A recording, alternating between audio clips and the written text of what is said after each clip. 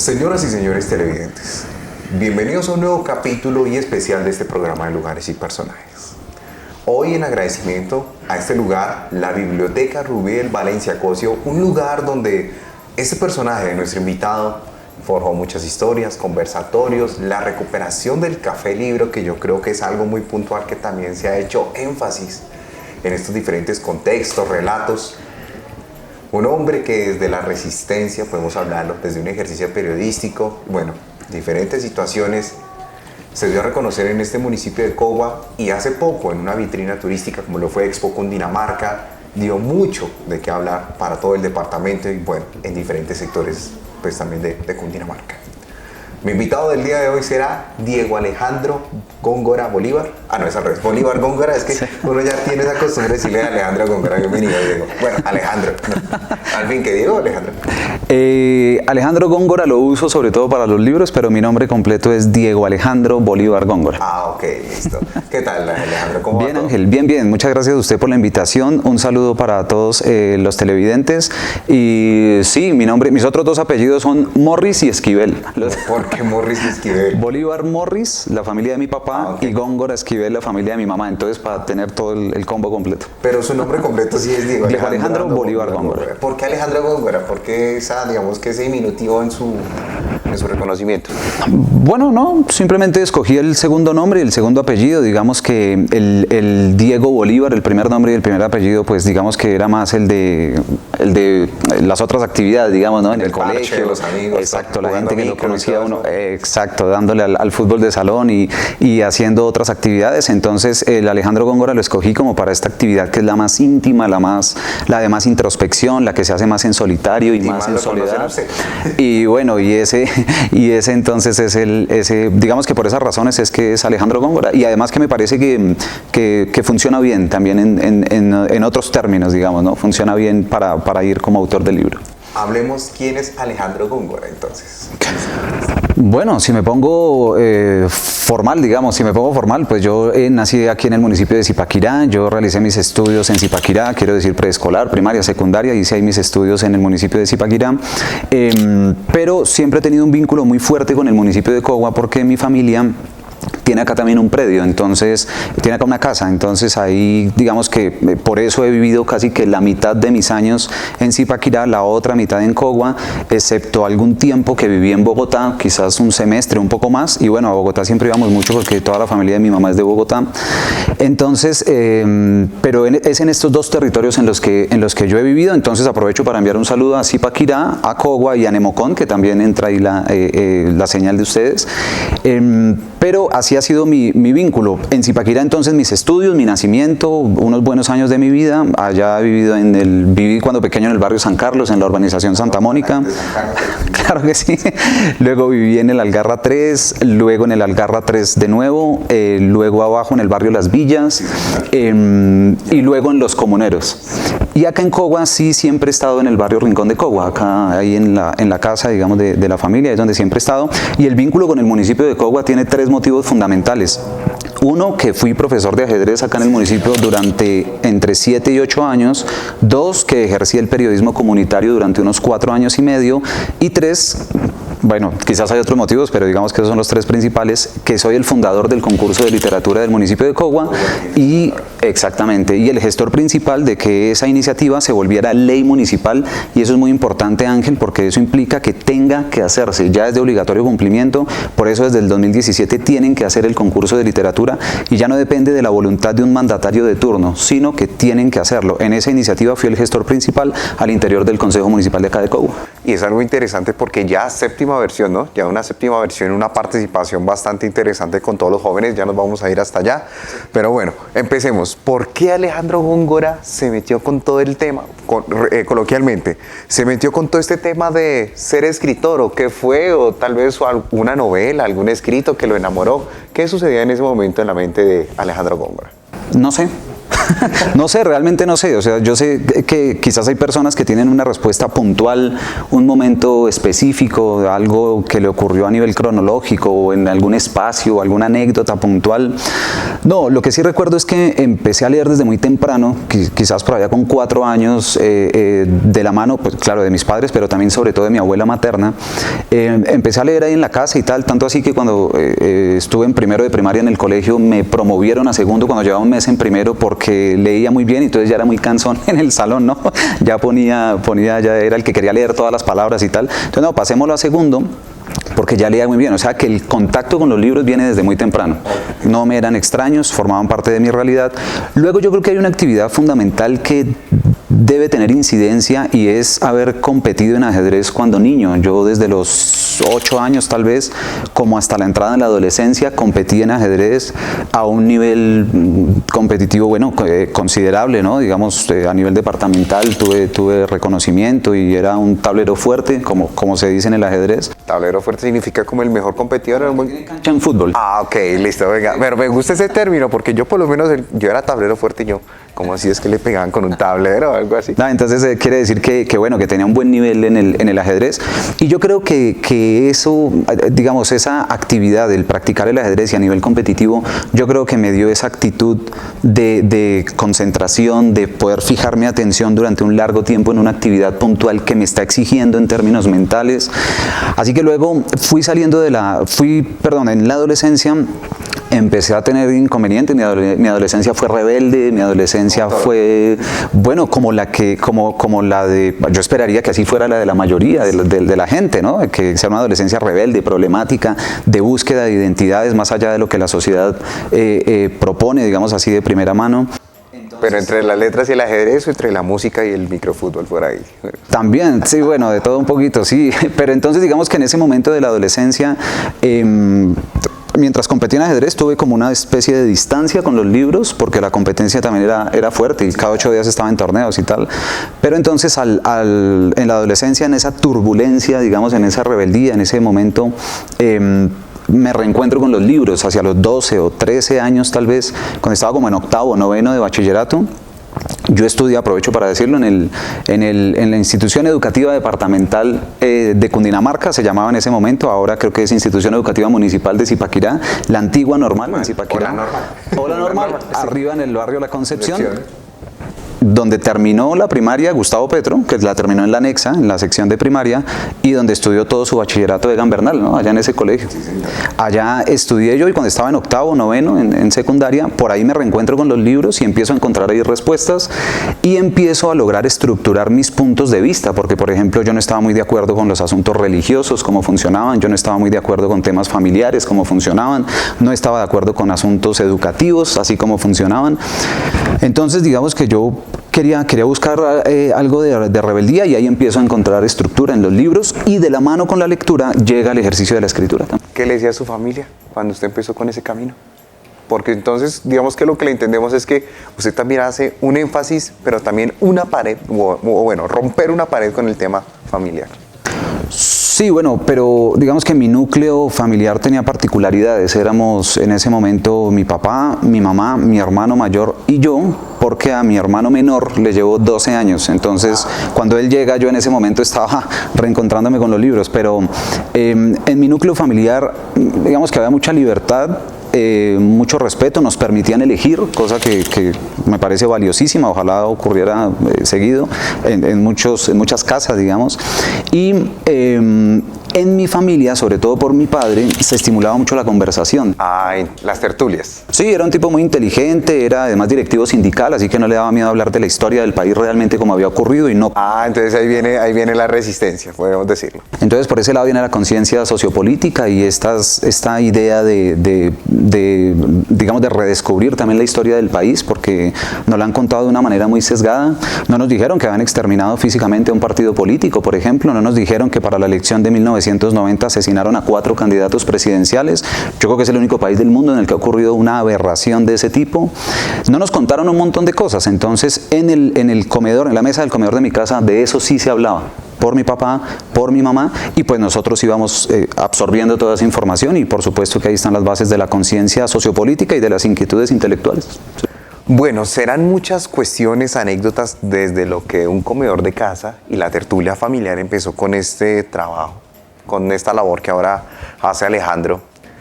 ¿Usted siempre quiso, digamos que tuvo esa concepción de ser escritor o usted se veía por ahí en otro espacio, en otro aspecto profesional, Alejandro? Bueno, yo creo que de niño, yo creo que pensaba ser ajedrecista profesional.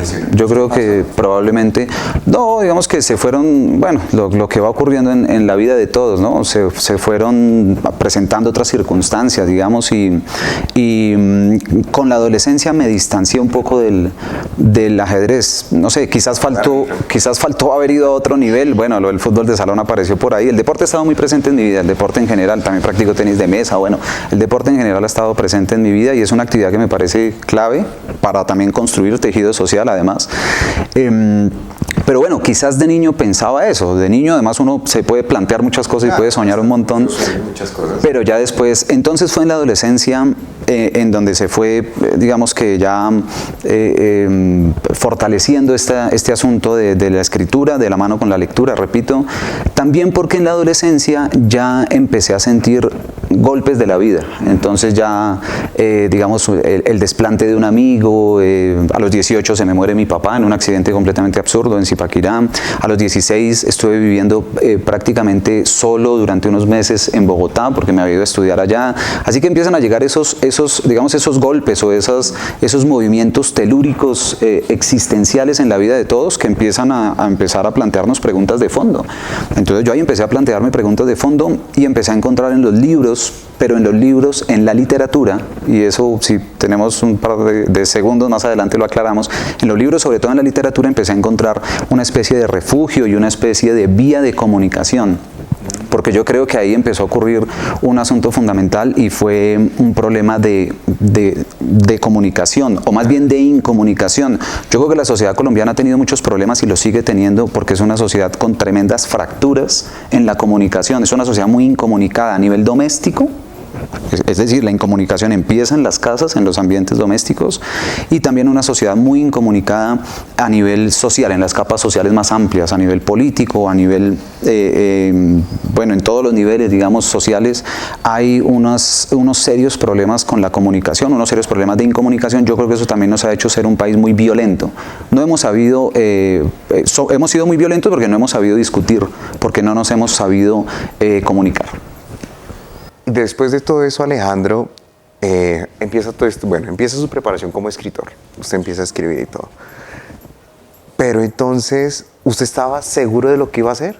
Voy a ser escritor, quiero mirar cómo está el panorama de los escritores, porque la mayoría, digamos, que uno tiene como la concepción de que el que es escritor es porque es académico, catedrático, periodista, tiene que ser de todo. No sé, Alejandro, que me pueda responder sobre eso, porque ya sabemos de que su aporte, por lo menos uno, acá con el concurso de Cogua tiene la palabra que usted fue uno de los mayores gestores y fundadores, séptima versión, que algunos miran la concepción que hay en la literatura, bueno, no, qué pena, en la escritura y lectoescritura coguana, y a veces uno decía, miren, hay 700 cuentos, 500 cuentos, y uno decía, Dios mío, esto se volvió algo increíble y a la vez maravilloso.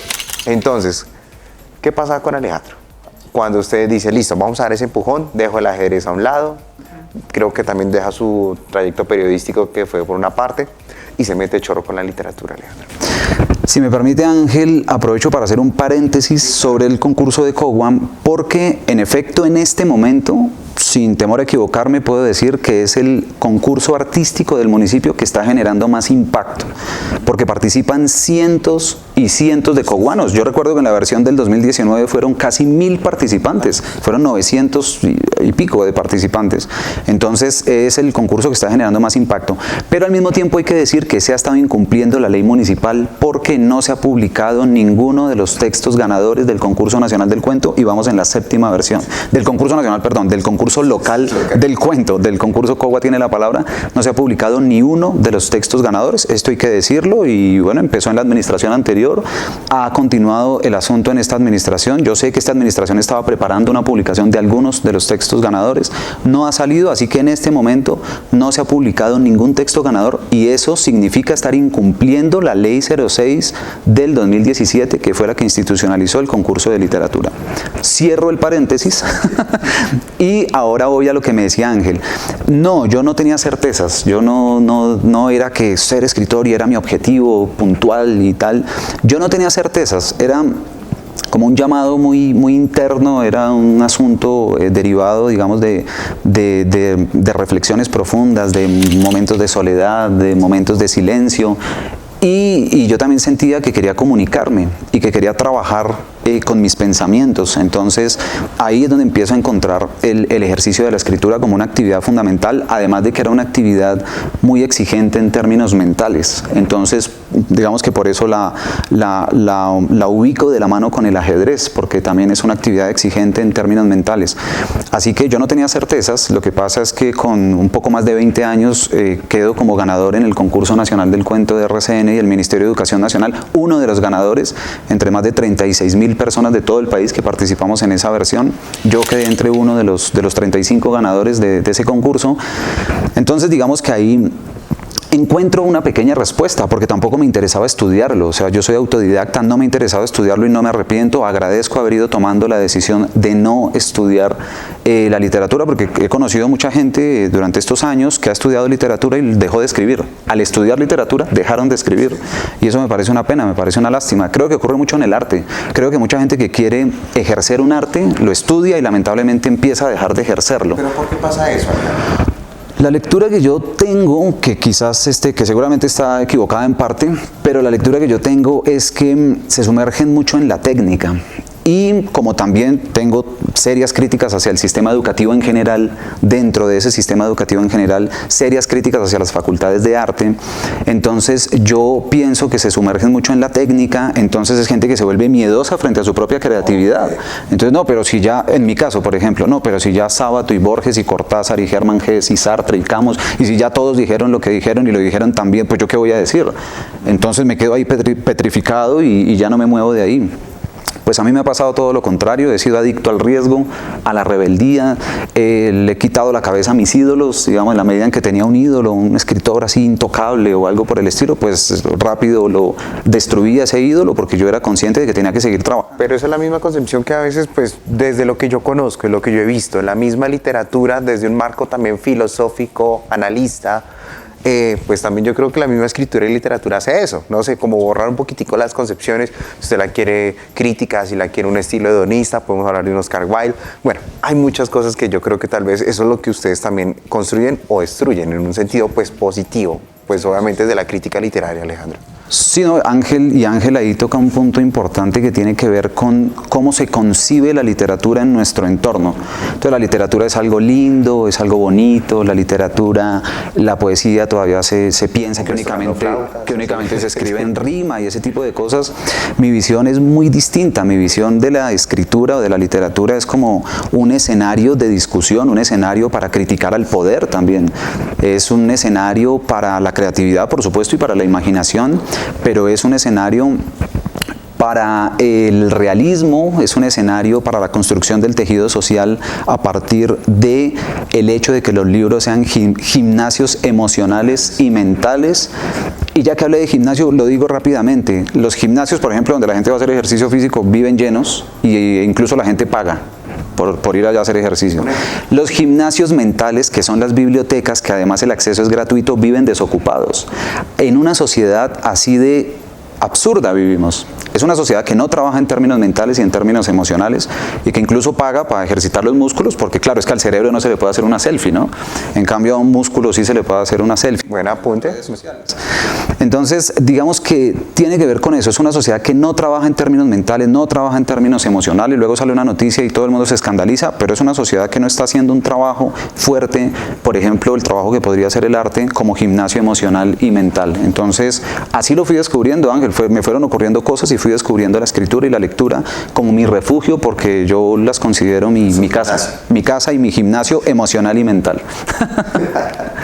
Bueno, aprovecho para compartir un texto del libro La Resistencia con todos ustedes. Este libro es una reunión que tiene más de 120 textos con opiniones, con reflexiones sobre distintos temas, religión, política, historia. ¿Y todo eso usted lo hizo acá en Cogua? Entre Cogua y Zipaquirá, y por donde iba, lo iba escribiendo, ¿sí? Entonces, de ahí quiero leer el texto número 60, que nace como estado de WhatsApp. Acá publiqué textos que nacieron como estados de WhatsApp, también para retarme con estas nuevas formas de escritura o con la escritura en las nuevas tecnologías, y publiqué acá unos estados de esos de WhatsApp. Entonces quiero leer uno también que, pues porque tiene que ver con lo que veníamos conversando un poco. Y este texto dice así: Cundinamarca es mi país, Sabana Centro es mi barrio.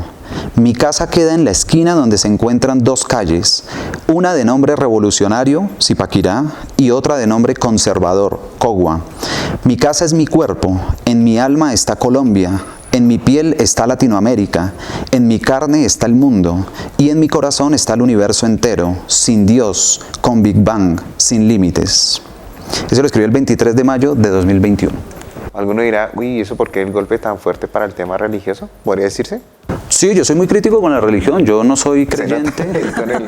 No pertenezco a ninguna religión ni creo en la existencia de Dios. Y respetando, obviamente. Sí, claro, respetando la de cada quien. La mía no me la han respetado tanto. Mi no creencia no me la han respetado tanto.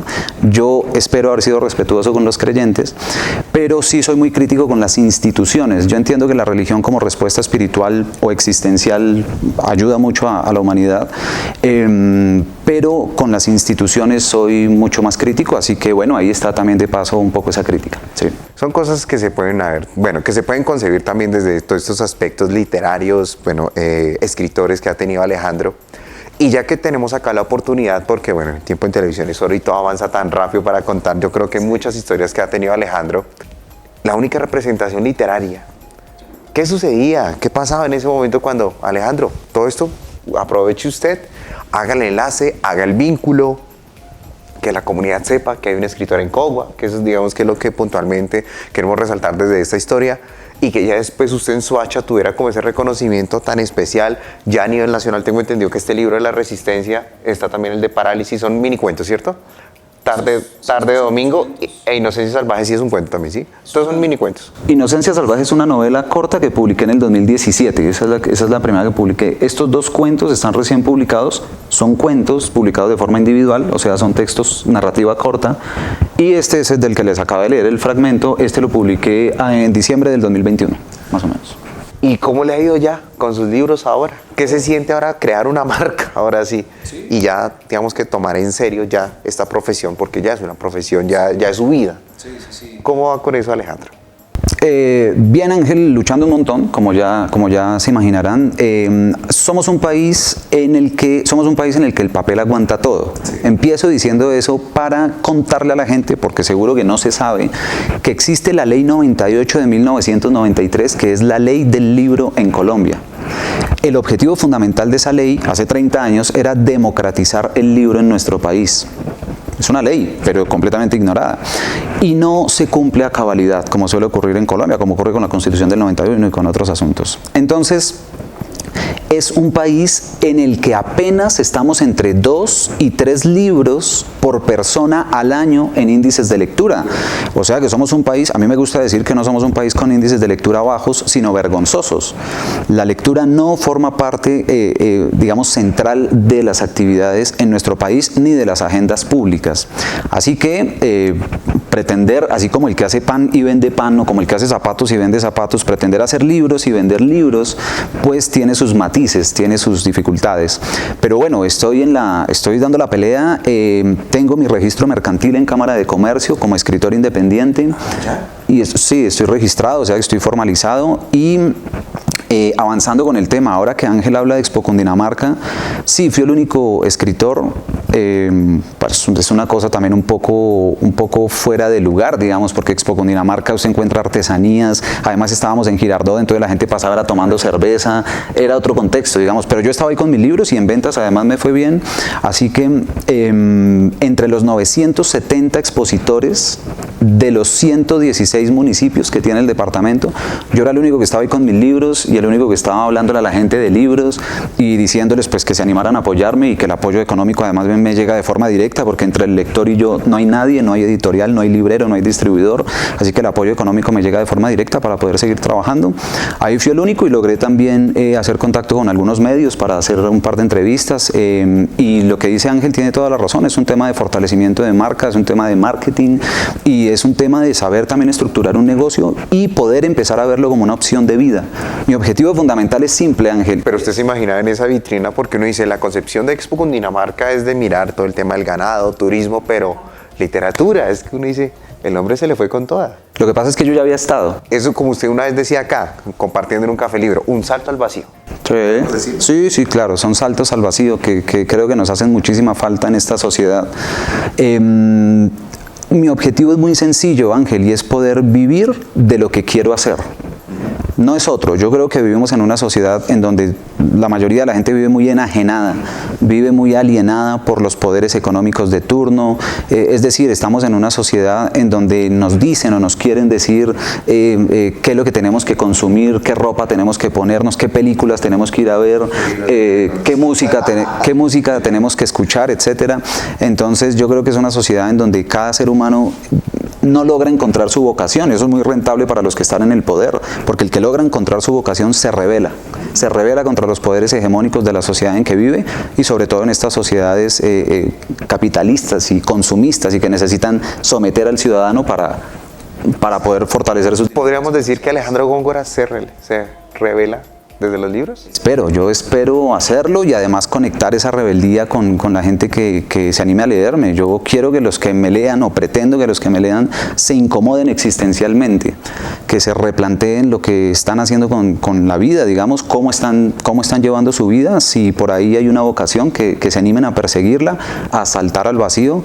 Por supuesto que no es fácil, pero es un asunto de también rebelarse contra los poderes de la sociedad en que vivimos. Somos una sociedad con la mitad de la población en la pobreza, de esa pobreza un alto porcentaje en la miseria, políticos corruptos que se roban la plata. ¿A quién se le ocurre robarse la plata que va para un plan de alimentación escolar, por ejemplo?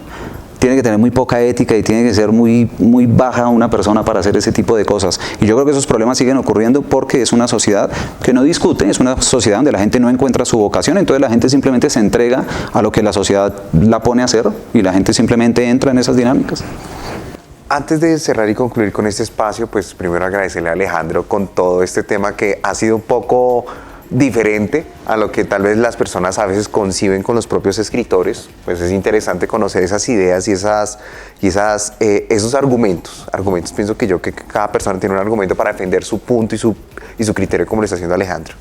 Hablemos de estos 4 libros de manera resumida. ¿En qué se enfoca cada uno de estos libros que ya Alejandro Góngora, con su sello propio, su marca propia, ya le está dando a conocer acá al mercado del municipio de Cova? Bueno, rápidamente, Inocencia Salvaje es una novela que se conoció acá en el municipio, porque de hecho el lanzamiento o la presentación la hice acá en el municipio. Es una novela del 2017, así que no me voy a extender mucho en ella, simplemente sigue en el mercado y la sigo promoviendo porque forma parte de mi trayectoria. Luego, en orden cronológico, seguiría La Resistencia, que repito, la publiqué en diciembre de 2021. Ya hablé de... Ya vamos para un año, sí. Digamos que ya hablé un poco de qué se trata ese libro y es sobre todo un escenario de discusión. Yo lo resumiría así, un escenario de discusión. El que lo lea, que se incomode existencialmente, que discuta conmigo en silencio y en soledad porque estamos distantes, pero sí, claro, también. Y estos dos son 2 cuentos que publiqué de forma individual, que además salieron hace muy poco, recibieron hace muy poco el Premio Municipal de Escritura Creativa del portafolio de estímulos de Zipaquirá.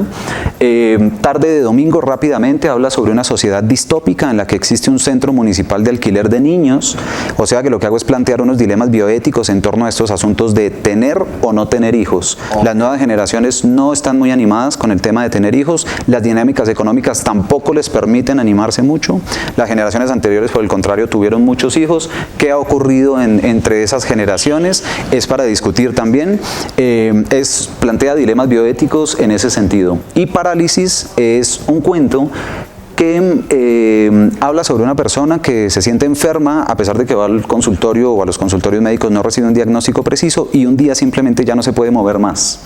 Se queda inmóvil esa persona, de ahí pues también el título, pero lo que hago es, o lo que intento hacer es reflexionar o plantear una metáfora en torno a asuntos relacionados con la salud mental y la salud física. Repito, una sociedad con problemas mentales serios, pero a los que no se les pone cuidado. Un día sale una noticia y todo el mundo se escandaliza, pero no se le pone atención a los asuntos relacionados con la salud mental.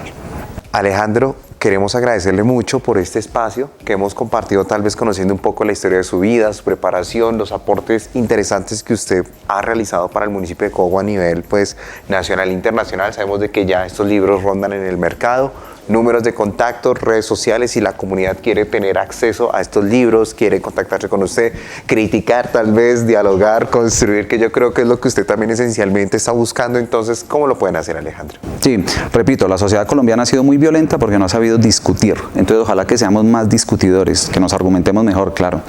En redes sociales, Alejandro Góngora en el Facebook, ahí tengo página, ahí tengo también perfil.